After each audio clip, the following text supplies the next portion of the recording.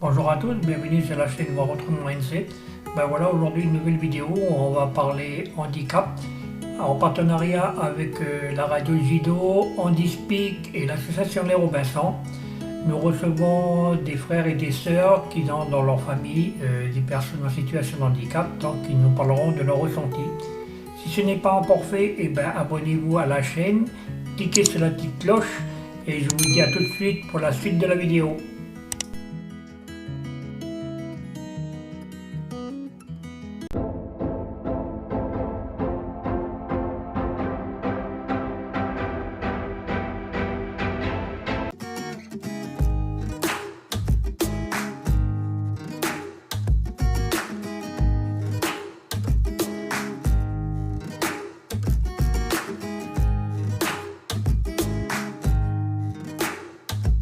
Bonjour la famille, merci encore d'être avec nous sur le canal K 97.4 Radio Jido. Merci encore à la famille de la RDK de toujours ouvrir la porte de la case à l'association Les Robinson.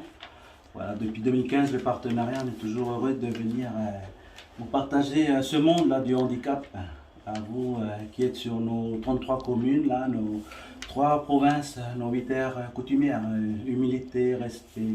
On vous aime et on est heureux d'être là ce matin pour vous partager encore une facette de ce monde qu'est le handicap. On construit un pays, donc dans la société, il y a cette part de la société qui est là aussi, qui existe et qui met sa pierre à l'édifice.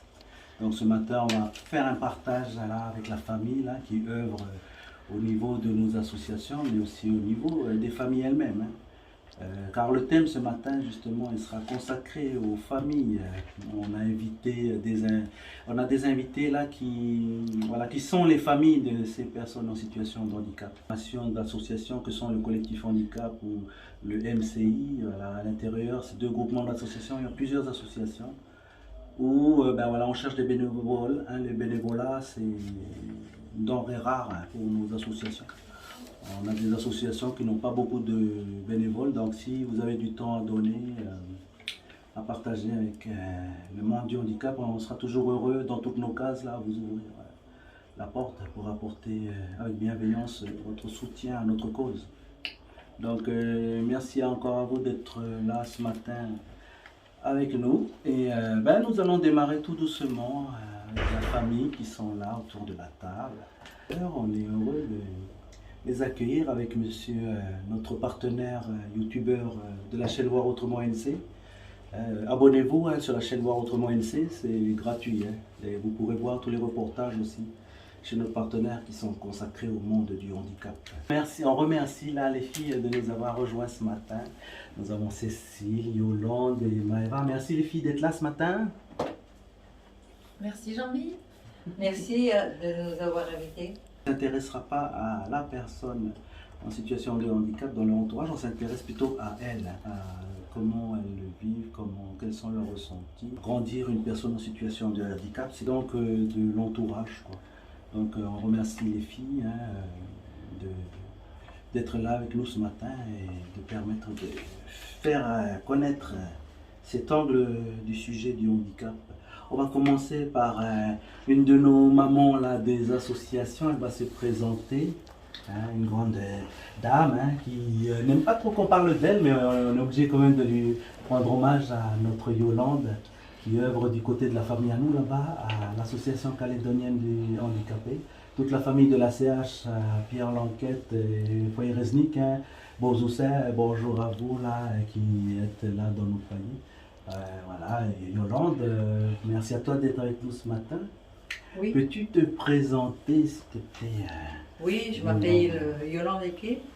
Nous avons Cécile avec nous aussi. Bonjour. Bonjour.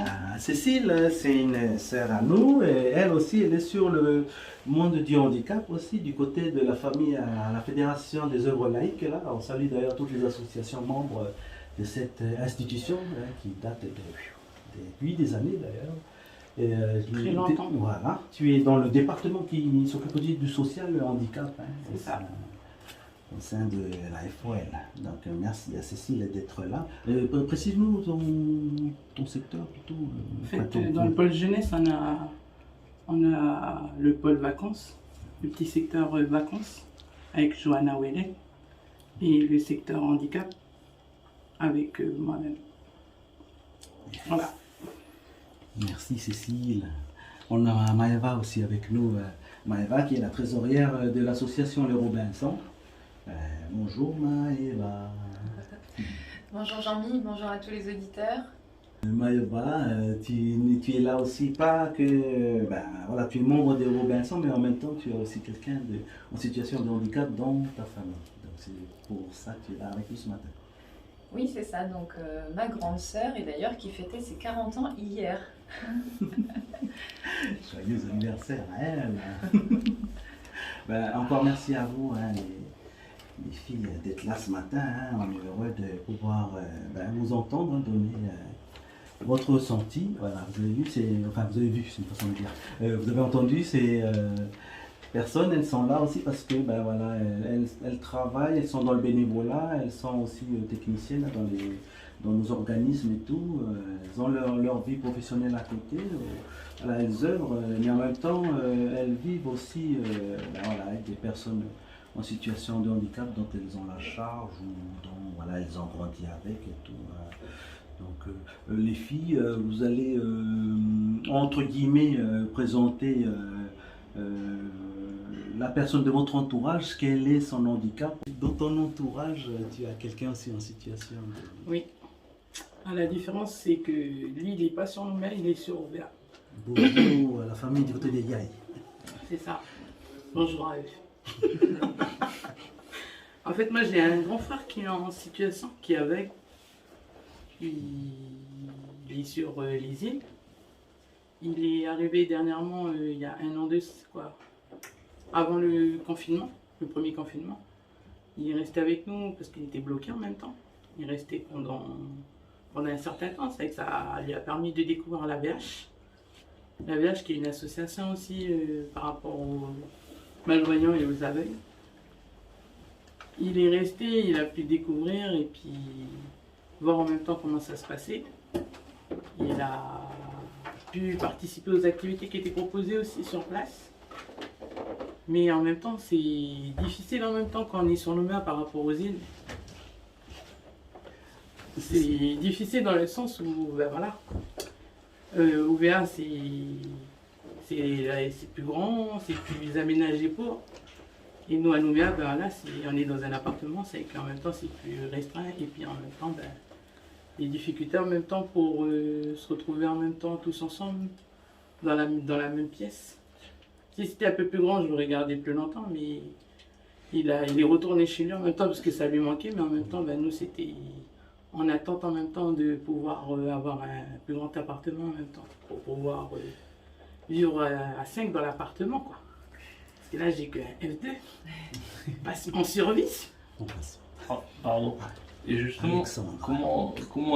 comment il vit cette attente, entre guillemets? Il continue de vivre. Hein. Il est plutôt... Non, mais il est plutôt... Enfin, oui. Il est plutôt impatient ou plutôt... Au début, il était impatient parce qu'il voulait revenir, il était parti à moi, il voulait revenir. Mais là, c'est moi qui lui fais bloquer parce qu'en même temps, c'est trop petit en même temps là où je vis. J'attends de changer d'appart C'est une d'abord. question de logistique. C'est ça, c'est logistique. C'est pas... Il faut juste patienter. Et de la patience. C'est ça. Voilà, nos auditeurs, hein, on va saluer les 2 boys là qui nous ont rejoints autour de la table. Là, vous avez entendu Alexandre, il vient d'arriver. C'est l'heure locale, vous savez, c'est cool, tranquille. On salue Alexandre et on salue aussi notre petit Siman à nous là. Voilà, Siman, vous reconnaissez la voix, hein, Siman. On ne le présente plus, notre petit slammer chouchou à nous là. On est heureux, merci les garçons d'être là, hein, merci Siman d'être là. Alors, si Siman il est là aussi, lui aussi il est concerné par le monde du handicap, hein, donc voilà, il va aussi partager avec les filles son ressenti, son vécu. Hein. Donc on va venir à Maëva. Maëva, présente-nous ta personne, ta grande sœur tu disais. Alors, donc comme je vous disais tout à l'heure, donc elle a fêté ses 40 ans hier. Et pour ma part, elle est à 22 000 km. Donc c'est un handicap mental. Et donc, pour moi, quand je suis arrivée dans cette famille, ça a été un cadeau, une ouverture d'esprit, une sensibilité. Voilà, c'est chouette.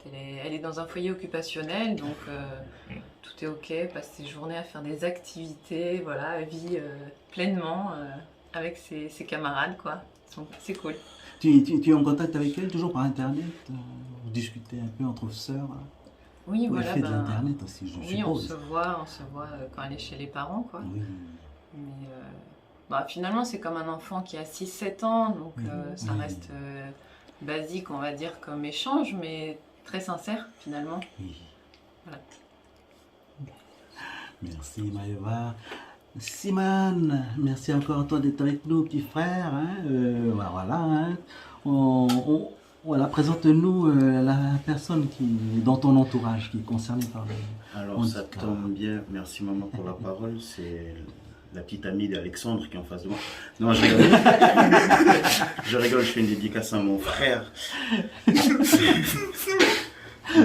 Pour ceux qui ne le savent pas, il y en a beaucoup qui pensent que Jacques c'est mon grand frère. Parce que des jumeaux, hein, on est des jumeaux. Oui. On est nés à 1 minute d'intervalle tous les deux. On est nés dans les années 88. Du coup, c'est exactement, il y avait tout l'histoire qui en résulte. Du coup, ma mère a subi un gros stress. Du coup, c'est mon frère qui a accueilli le stress de maman. Et du coup, à la base, il devait être valide. Bon, j'aime pas ce mot parce que même dans l'état dans lequel il est très valide, plus que moi, à certaines étapes de nos vies. J'explique un peu. Mon frère jumeau, lui, il a jamais aimé il a toujours eu en horreur le. Alors, pour rebondir sur le discours de Maëva, mon frère, il est moteur. Du coup, il devait être valide. Enfin, j'utilise le vocabulaire, mais je ne suis pas d'accord avec le mot. Il était censé être valide, donc il a tout ce qu'il faut pour être valide, mais il a perdu l'usage de l'équilibre dans l'anxiété de maman, dans le ventre maternel. Du coup, moi, je suis né avec aucun handicap. Enfin, je sais pas, il faut que je réfléchisse. Je suis artiste. Et mon frère a eu un problème c'est dans l'oreille interne. Quelque part dans le cerveau, ça touche l'oreille interne et l'équilibre. Du coup, il peut marcher, mais il a besoin d'un déambulateur. Du coup, le vocabulaire veut qu'on dit qu'il est handicapé moteur. Mais il a tout, comme toute personne en situation de handicap, il a tout... comment on dit? Il n'y a pas beaucoup d'un côté.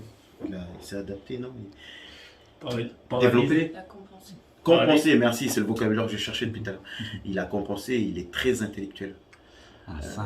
Moi, quand j'ai commencé, on me connaît sur scène parce que je suis danseur et c'est lui le premier qui a commencé à faire du slam.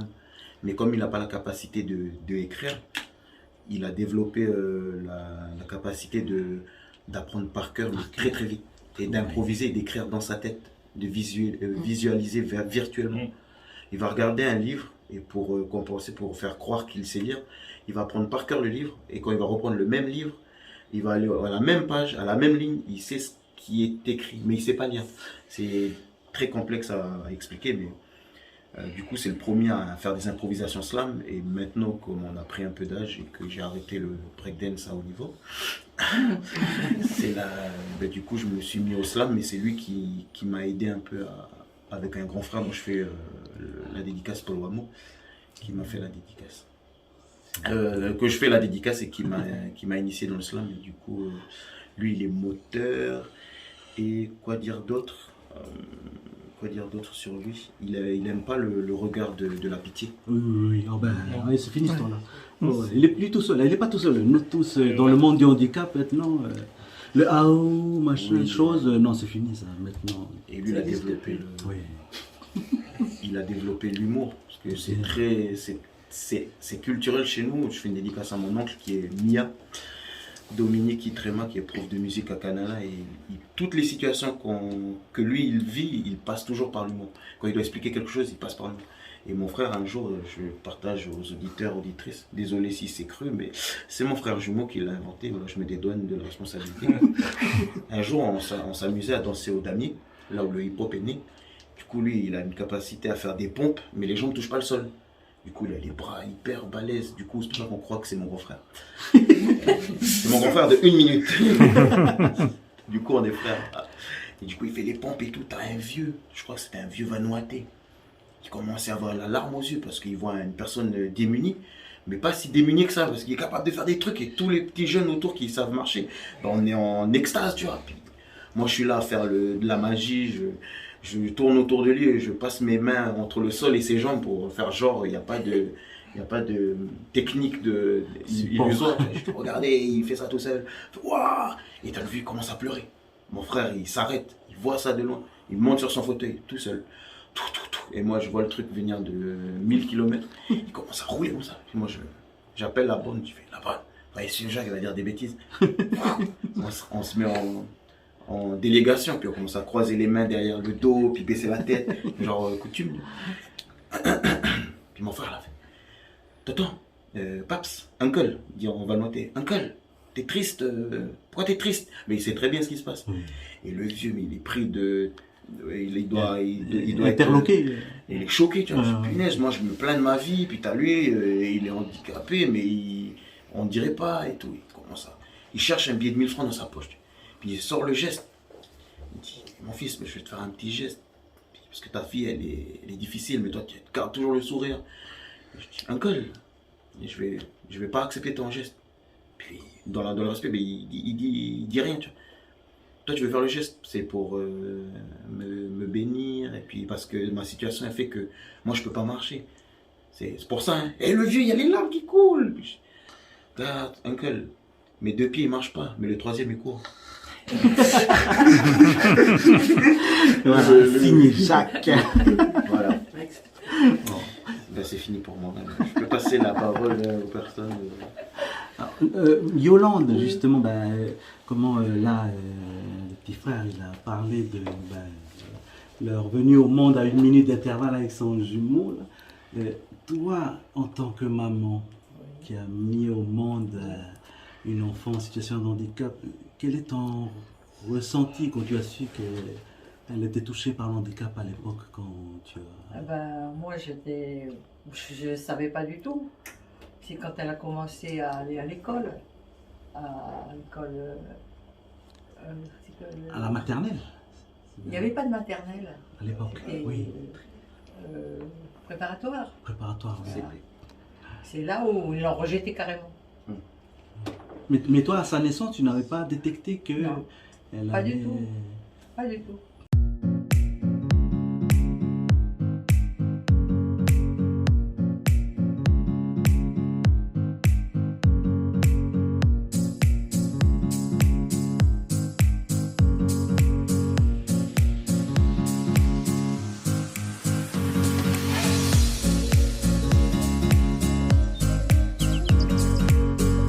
Le handicap de ta sœur, par rapport à vous les enfants, les parents effectivement ils ont dû plus s'occuper de l'enfant en situation de handicap et peut-être moins de vous, le restant de la fratrie. Tu as des souvenirs qui te reviennent, ou est-ce que dans ton ressenti tu trouvais ça injuste ou ça a passé parce que voilà, c'était compréhensible? Justement, je salue le projet de l'AFOL des vacances là pour les fratries de personnes en situation de handicap, puisque justement, souvent c'est ce qui se passe, c'est que les parents portent toute l'attention sur l'enfant qui est en situation de handicap, et c'est quelque part, je comprends, enfin ça se justifie parce qu'il y a des rendez-vous médicaux, il y a tout un tas de rendez-vous à faire, les personnes à voir, les institutions, etc. Et en général, du coup, les fratries sont laissées un peu de côté. Pour notre part, c'est ce qui s'est passé. Donc, on est 2 petites sœurs en dessous. Ah oui.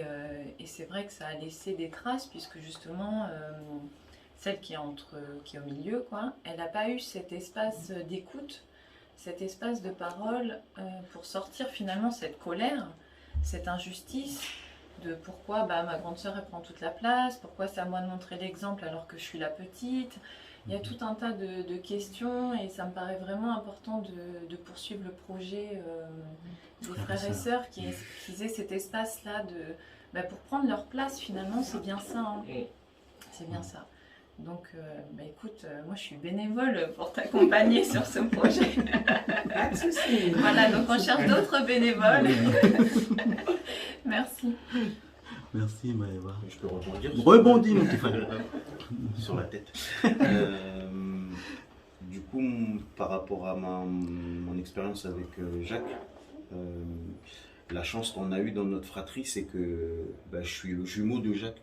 Et du coup, la force que ma maman et mon papa ont eue, et tous mes frères et sœurs, on est les derniers d'une fratrie de 7 personnes. Les jumeaux sont Ouais. les derniers. On est les 2 derniers. On était censé être 6, ben voilà, on est arrivé à 7. On a la plus grande, c'est une femme, Jeannette, qui est éducatrice spécialisée maintenant. Je fais une dédicace. Yes. Jeannette Wenetem. Il y en a beaucoup qui la connaissent et elle nie toute relation familiale avec moi. Wenetem, on a déjà eu. Ça me dit Simone? Non, je ne sais pas qui c'est. Voilà, je dis la vérité, je dénonce. C'est ma grande sœur. C'est la plus vieille.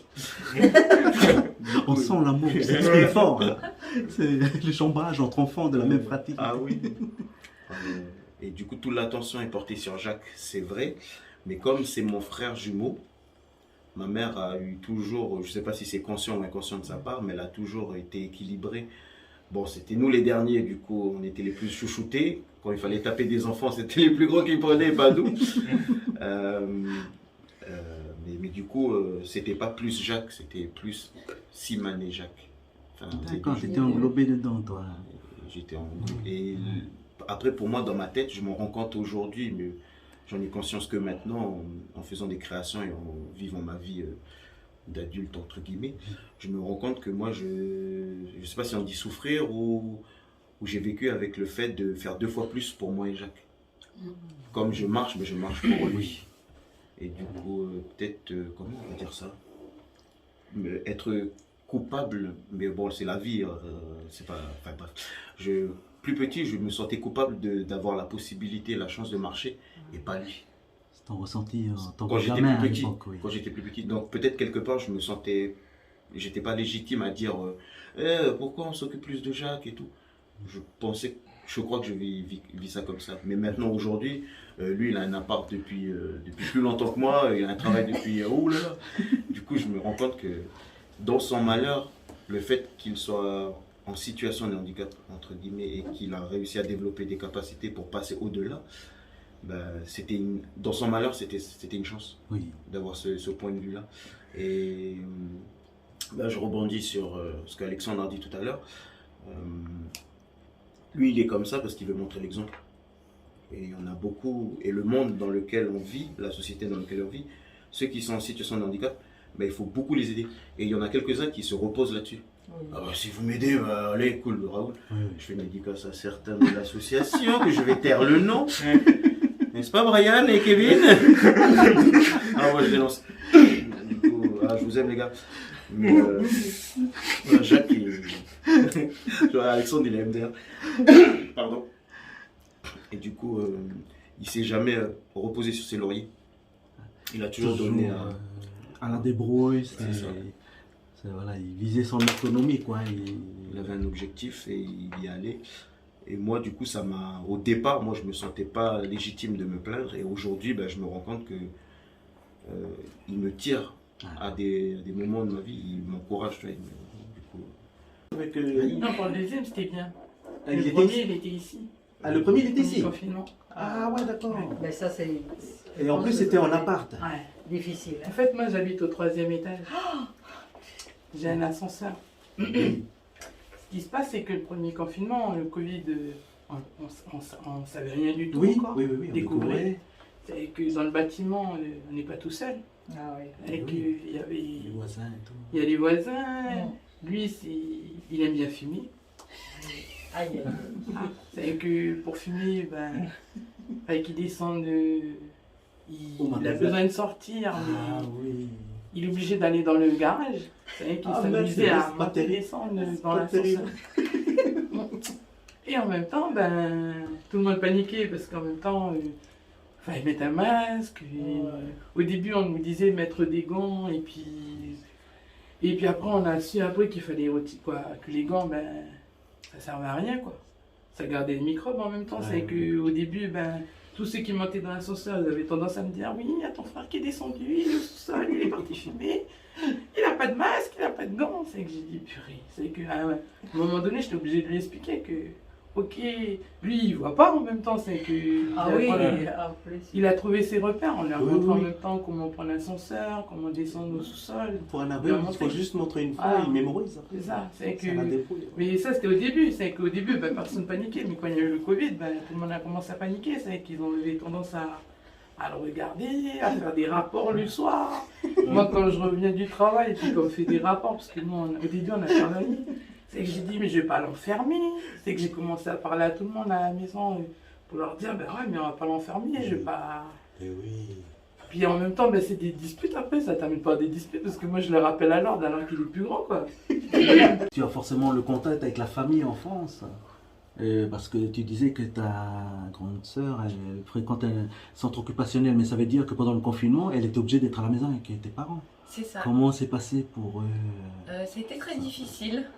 C'était très difficile pour maman d'assumer au quotidien ma grande sœur, du coup, parce qu'il y a toute la partie faire la douche, lui faire à manger. Elle n'est pas autonome, donc ça lui a demandé beaucoup d'énergie. Elle était très fatiguée.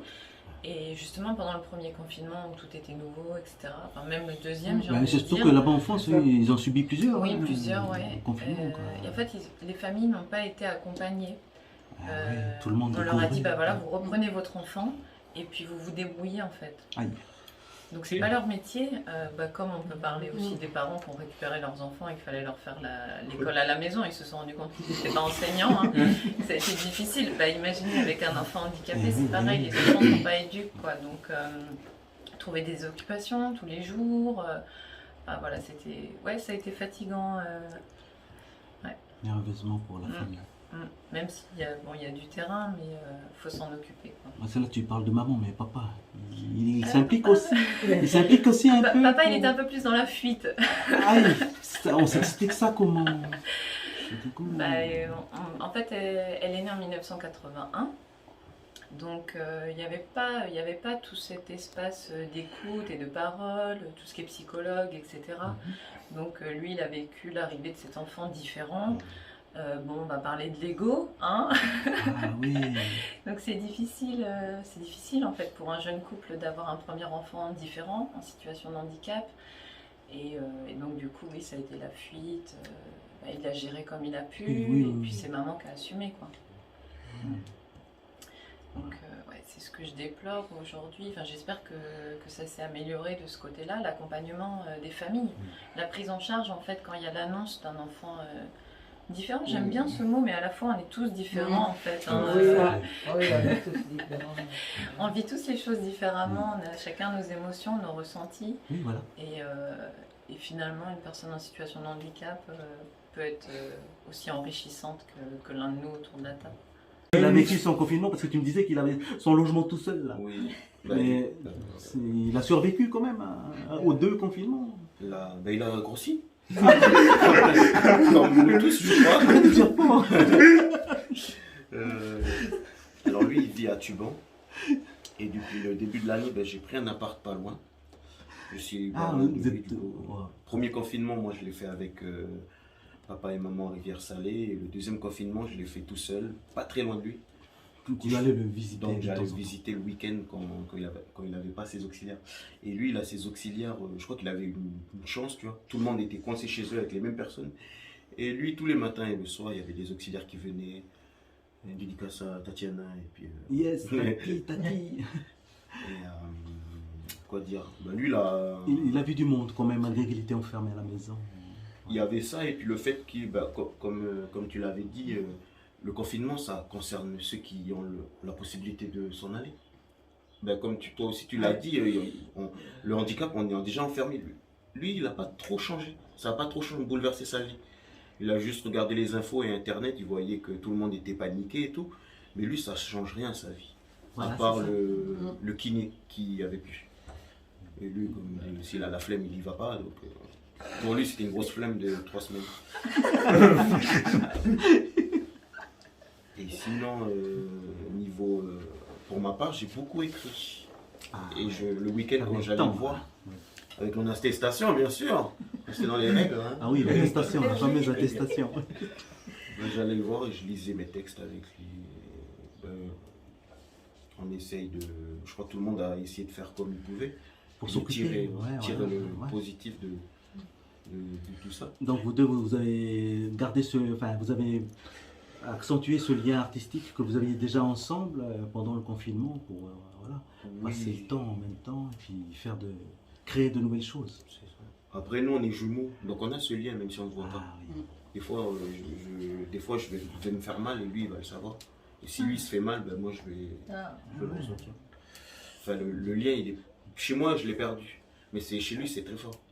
Oui. Genre, lui, le pont entre moi et lui, il est présent via Jacques. Ça veut dire que Jacques il peut penser à plein de trucs. Moi, ça ne va pas me toucher. Mais si je porte fort à quelque chose, moi, lui, il peut deviner ce que c'est. Un petit jeu, des fois, on se fait des mariages, le kermesse. Jacques, il va dire 5.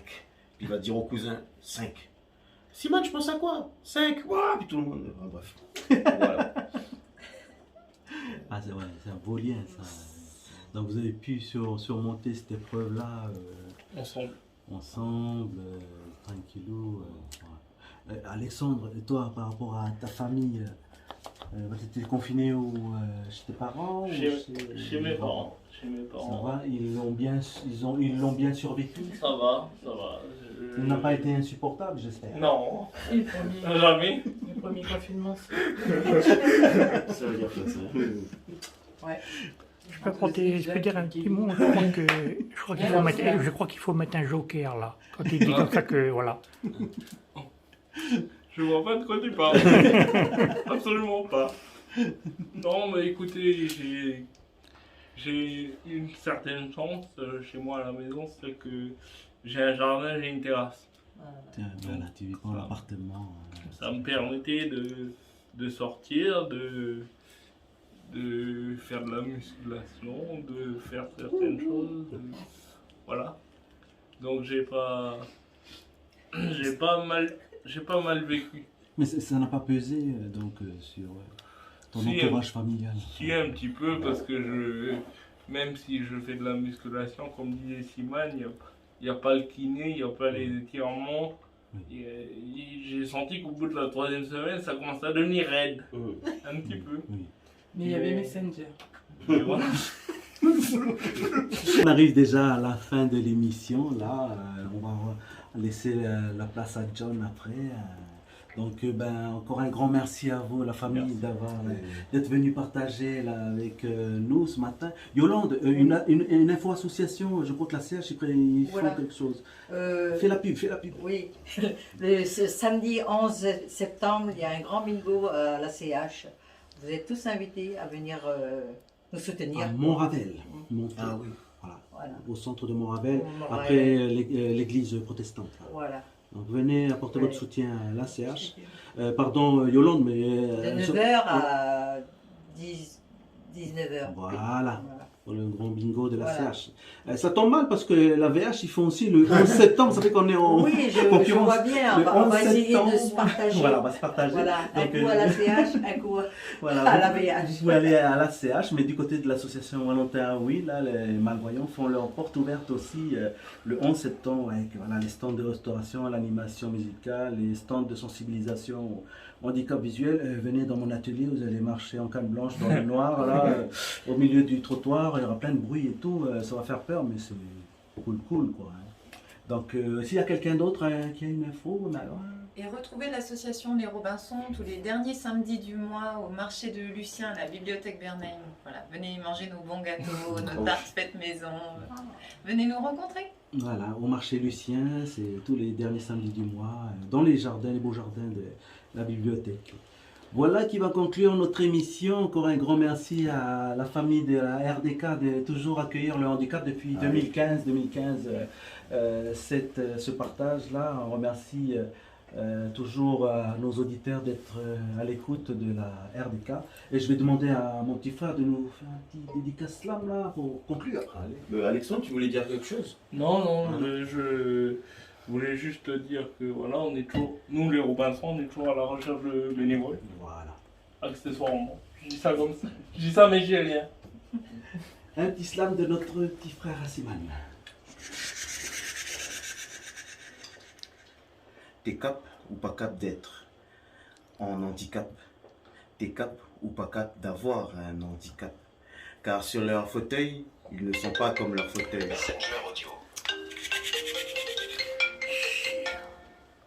C'est l'accompagnement musical sur RDK. Toujours en improvisation, on est là. Merci à Jacques, la grosse à Alexandre. Mais je suis pas là, t'inquiète pas pour te descendre. Juste pour vous dire, de janvier à décembre, est-ce que t'es cap ou pas cap d'avoir un handicap? Parce que eux, avec leur handicap, on dirait des héros, héroïnes, avec ou sans cap. T'es cap ou pas cap d'avoir un handicap? Oh, Letty. Bravo, bravo, Siman. Voilà, on se retrouve samedi du premier mois de. Ben voilà, c'est le mois prochain pour un nouveau thème.